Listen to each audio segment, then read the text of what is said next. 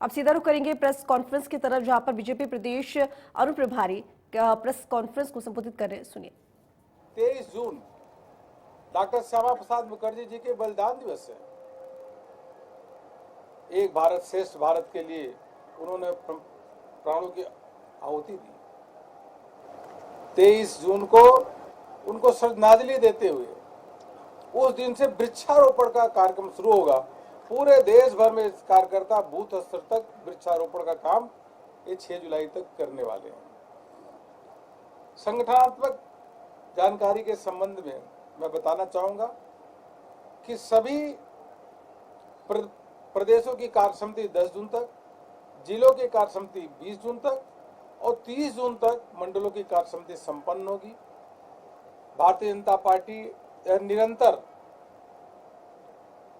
अपने कार्यक्रमों में संरचना के रूप में एक विषय लेकर चलती है कि निरंतर कार्यकर्ताओं का प्रशिक्षण होना चाहिए।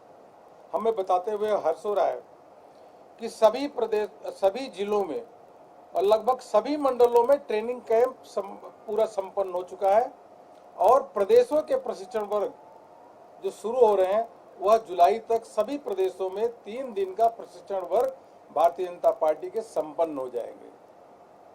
क्योंकि यह आवश्यक है हमारे कार्यकर्ताओं को निरंतर हमारी कार्य पद्धति, हमारी विचारधारा, हमारे संस्कार और केंद्र सरकार की उपलब्धियां इत्यादि विषयों पर निरंतर उनको जानकारी मिलती रहे। यह हो जाएगा। इसके साथ जैसा मैंने कहा अन्य कार्यक्रम तो पार्टी ने लिया ही है। माननीय राष्ट्रीय अध्यक्ष जी आज अपने उद्बोधन में देश भर के प्रतिनिधियों को कहा कि पार्टी की विचारधारा 2 सीटों से लेकर के 2 सीटों से प्रारंभ होकर के आज 302 सीट पे पहुंचे हैं। माननीय प्रधानमंत्री जी के नेतृत्व में, उनकी नीतियों के कारण, उनकी लोकप्रियता के कारण इसको हमको बनाए रखना है और निरंतर यह हमारे लिए यह सुनहरा अवसर है, यह बहुत ही अनुकूल अवसर है जब ऐसे समय में हमारे प्रधानमंत्री जी के कारण एक पूरा अच्छा सकारात्मक वातावरण पूरे देश भर में है।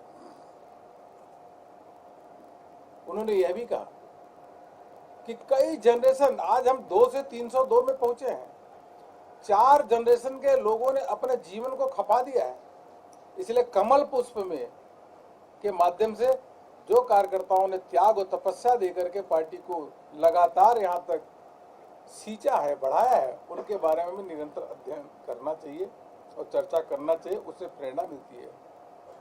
कार्यकर्ताओं को संबोधित करते हुए उन्होंने कहा कि हमको विकासवादी प्रधानमंत्री जी के बात को दोहराते हुए राष्ट्रीय अध्यक्ष ने प्रतिनिधियों से संकल्प कराया कि हम सभी प्रदेशों में कार्यकर्ता इसके लिए प्रतिबद्ध रहे कि हम विकासवादी ही राजनीति करेंगे और विकासवादी ही राजनीति के लिए सभी को प्रेरित करेंगे।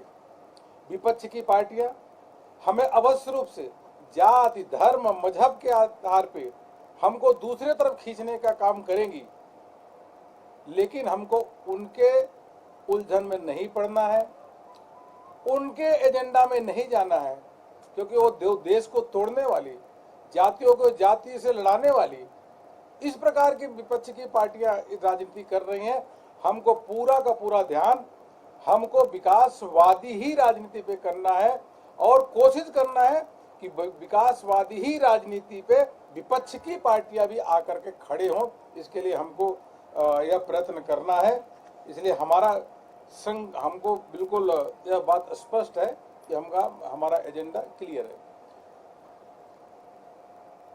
गुजरात और हिमाचल प्रदेश के आगामी विधानसभा के चुनाव के बारे में भी प्रदेश अध्यक्षों ने वहां तैयारियों के बारे में भी एक प्रस्तुतिकरण दिया।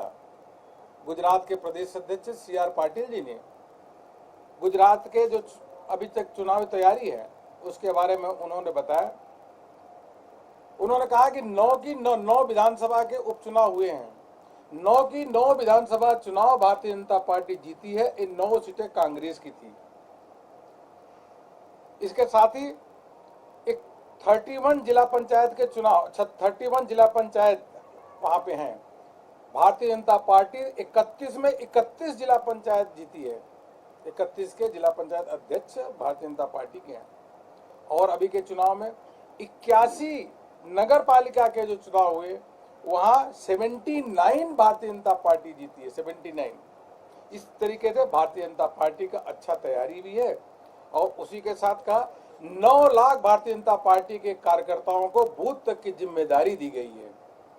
तैयारी अच्छी है क्योंकि वहां सबसे बड़ा लाभ है कि माननीय प्रधानमंत्री श्री नरेंद्र मोदी जी एक एक कार्यकर्ता को वहां जानते हैं। इसी का नतीजा है प्रधानमंत्री जी अभी अहमदाबाद से जब गए 7.5 किलोमीटर तक वो ड्राई एरिया था, 4 लाख लोग सड़क पे रोड के किनारे खड़े होकर प्रधानमंत्री जी का अभिनंदन किए और इसके साथ एक जिले में कार्यक्रम हुआ, 2 लाख आदिवासी भाई बहन आकर माननीय प्रधानमंत्री जी के कार्यक्रमों में भाग लिया और इस प्रकार से अलग अलग कार्यक्रम हुए। उन्होंने विश्वास व्यक्त किया कि भारतीय जनता पार्टी पहले से भी अधिक सीटें गुजरात में जीतेगी और प्रधानमंत्री जी के नेतृत्व में पूरे देश भर में सरकार बना रही है, वहां पे भी सरकार अवश्य 100% बनाएगी।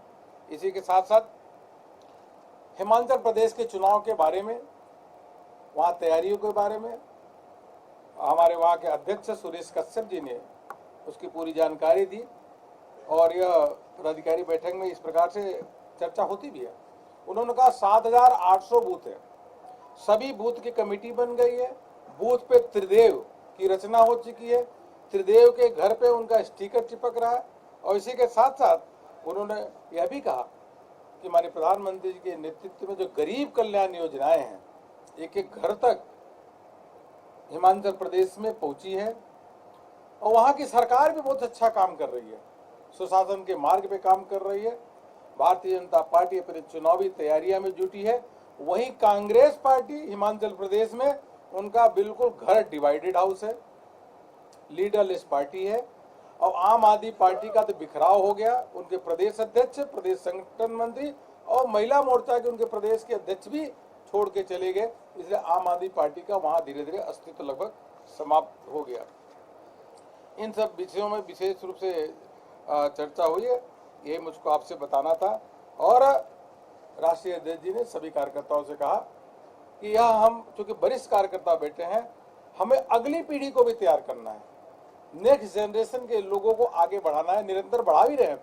हम उनको प्रोत्साहित करके और अधिक से अधिक युवाओं की बात सुने, युवाओं को अपने साथ जोड़े, भारतीय जनता पार्टी में हर वर्ग के लोगों को जितना अधिक से अधिक कनेक्ट करें वो करना ही चाहिए, ऐसा माननीय राष्ट्रीय अध्यक्ष जी ने कहा। और राष्ट्रीय अध्यक्ष जी माननीय प्रधानमंत्री जी के द्वारा किए गए जो गरीब कल्याण, किसानों के लिए किए गए कार्य, आदिवासियों के लिए, अनुसूचित जाति के लिए, शोषित वंचितों के लिए जो काम किए गए उन कामों का भी प्रशंसा किया है।